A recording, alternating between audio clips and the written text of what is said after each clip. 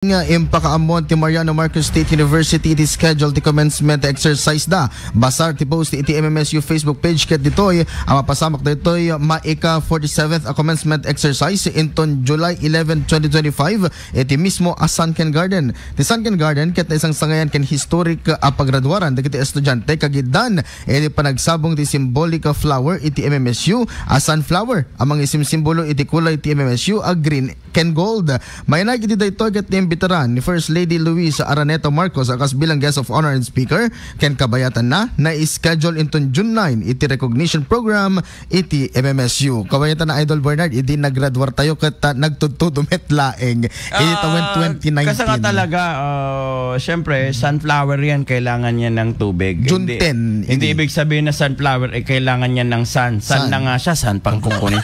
Nito nga pumugo mga pada tayo. Yes. So nga sunflower kaya masapol na iti bisibismat. Yes, kan kastapay nga iparpalit na. Sumar nga, dadata kalugong mo tutugat sabdo di ka nga matadwan. Yan, idi 2019 Idol Bernard, ang historic mo deta, kaputa, dati nagbalon iti kapote.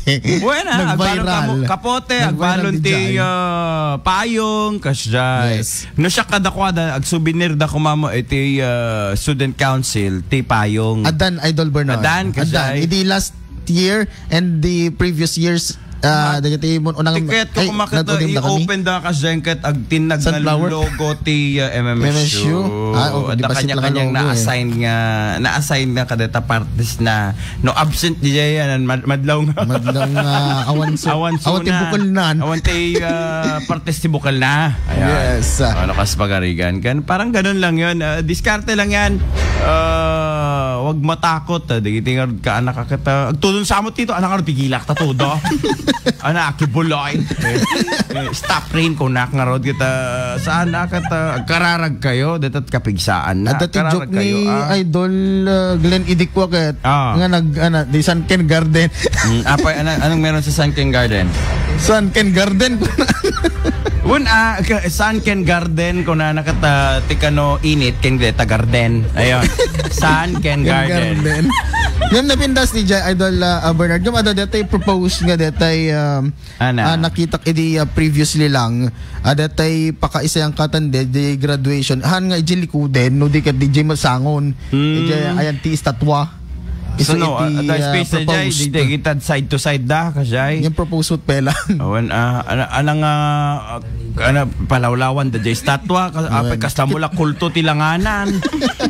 Nagbadi, di ta sa kagagan naglawaan straight mayat detan. No di da kayat nga matudwan apay di da nga umanay ngamin ayan no ijay mata theater Ilocania. Basit Idol Bernard. Di jay gymnasium.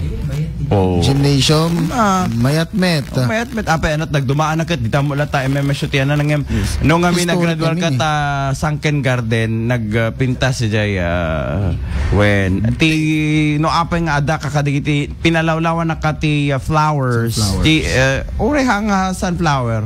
No, ti flower nga men, symbolism na dito ka transition. Yan, ag-anakan, ag-bloom ka, kasay. Ngayon, naglagay pa, ada iti tiyempo, digiti sabong, tiyempo ti panagbusel, tiyempot panag-ukrad, ken tiyempot panaglaylay. Yes. Part of life yan. Kaya siya symbolic. Saan lang MMSU, pati University of the Philippines, sunflower. Diba? Baka may Sunken Garden din sila doon. Marami na tumantabalay Sakura Garden kasi. So siya tapno pink kam amin ni Jay. Diba? Sa Japan. Arigato! Okay, go ahead, Idol Lawrence. Para ti IFM News, Idol Lawrence Corpus Martinez, Tatak, Aramen. Maraming salamat.